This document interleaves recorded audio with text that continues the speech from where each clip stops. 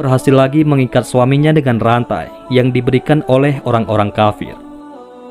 "Wahai istriku, siapakah yang mengikatku kali ini?"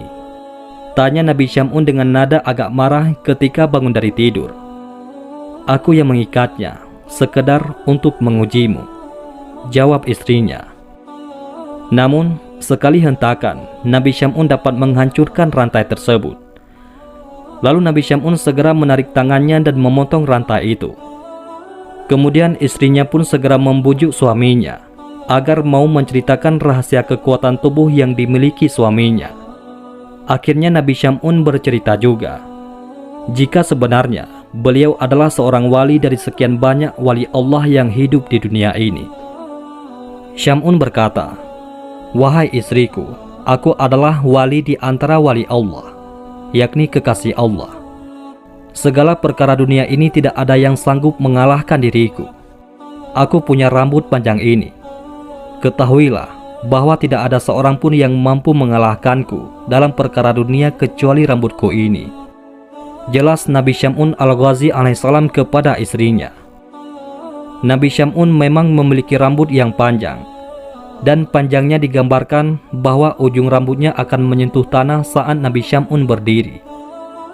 Karena sudah mengetahui kelemahan suaminya, akhirnya pada saat Nabi Syam'un tidur, mulailah istrinya mengikat tangan Nabi Syam'un dengan 4 helai rambutnya, dan mengikat pula kakinya dengan 4 helai rambut milik Nabi Syam'un, sementara beliau tetap dalam tidurnya. Setelah bangun, Nabi Syam'un bertanya, "Wahai istriku, siapakah yang mengikatku ini?" "Aku, untuk mengujimu," jawab istrinya yang mulai ketakutan. Setelah itu Nabi Syam'un berusaha dengan sekuat tenaga untuk melepaskan ikatan itu. Namun beliau tidak berdaya untuk memotongnya. Si istri langsung saja memberitahukan kepada kaum kafir tentang hal ini. Nabi Syam'un alaihissalam lalu dibawa ke istana ke hadapan raja para kafirun, lalu diikat pada tiang istana dan dipertontonkan kepada khalayak istana. Mulailah mereka memotong kedua telinga, bibir, kedua tangan dan kakinya. Tidak hanya itu, Nabi juga disiksa dengan dibutakan kedua matanya. Mereka menyiksa Nabi dengan tujuan agar beliau mati secara perlahan-lahan. Istrinya yang jahat ikut pula menyaksikan penyiksaan tersebut tanpa rasa belas kasihan sedikit pun. Begitu hebatnya siksaan tersebut membuat Allah Subhanahu wa Ta'ala lewat perantaraan malaikat Jibril berbicara dengan suaranya yang hanya bisa didengar oleh Nabi Syam'un alaihissalam. "Wahai Syam'un, apa yang engkau inginkan? Aku akan menindak mereka." Nabi Syam'un menjawab, "Ya Allah, berikanlah kekuatan kepadaku hingga aku mampu menggerakkan tiang istana ini, dan akan kuhancurkan mereka dengan kekuatan darimu ya Allah." Bismillah, la haula wa la quwata illa billah. Doa Nabi Syam'un al-Ghazi alaihissalam dikabulkan Allah Subhanahu wa Ta'ala. Allah Subhanahu wa Ta'ala memberi kekuatan kepada Nabi Syam'un yang kekuatannya tidak bisa dibayangkan dan melebihi kekuatan dari rambutnya sendiri. Maka dengan seizin Allah, Nabi Syam'un al-Ghazi alaihissalam menggoyangkan tiang istana tersebut. Nabi Syam'un hanya beringsut sedikit saja, putuslah tali rambut itu. Bahkan tiang itu pun rubuh menimpa raja kafir bersama seluruh khalayak istana, termasuk istrinya yang durhaka dan orang-orang yang telah menyiksanya. Tiangnya juga ikut roboh dan hancur. Istana yang dijadikan tempat pembantaian itu juga turut hancur, dan atapnya menimpa orang-orang kafir dan semuanya mati. Hanya Nabi Syam'un sendiri yang selamat. Lalu Allah mengembalikan seluruh anggota badan yang telah terpotong dan menyembuhkan segala yang beliau rasa sakit itu.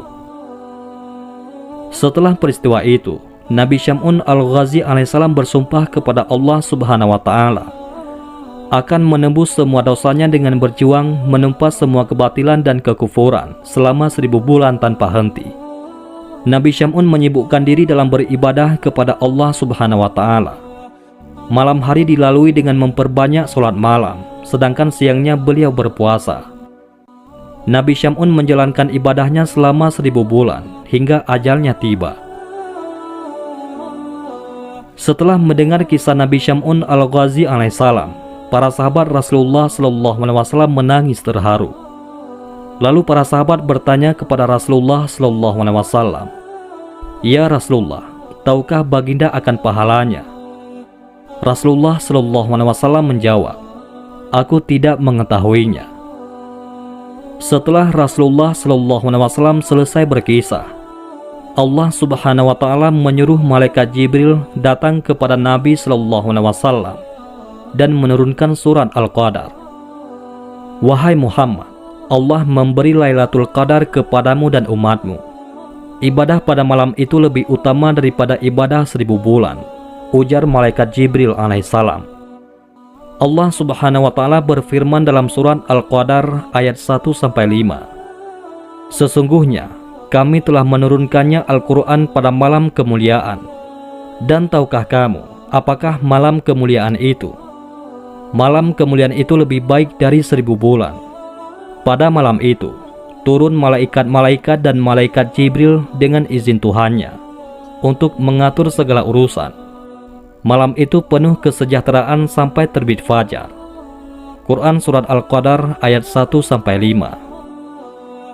Mendengar berita itu, Rasulullah SAW menyuruh sahabat-sahabatnya untuk berburu malam Lailatul Qadar agar mendapat pahala seperti yang Allah berikan kepada Nabi Syam'un al-Ghazi alaihissalam. Apabila fajar telah terbit di malam Qadar, maka malaikat Jibril berkata, "Wahai para malaikat, berkumpullah kemari." Para malaikat berkata, "Ya Jibril, apa yang Allah perbuat untuk kaum muslimin di malam ini dari umat Nabi Muhammad SAW?" Malaikat Jibril menjawab, "Sesungguhnya Allah memandang kepada mereka dengan penuh kasih sayang.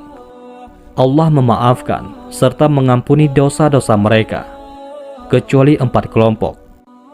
Para malaikat bertanya, "Siapa 4 kelompok itu?" Jibril menjawab, "Pertama, orang yang membiasakan diri minum arak. Kedua, orang yang durhaka kepada orang tuanya. Ketiga, orang yang memutus silaturahmi. Dan yang keempat, orang yang bertengkar, yaitu pertengkaran dengan sesama yang belum damai dalam jangka waktu 3 hari. Wallahu a'lam bishawab. Itulah kisah Nabiullah Syam'un al-Ghazi alaihissalam.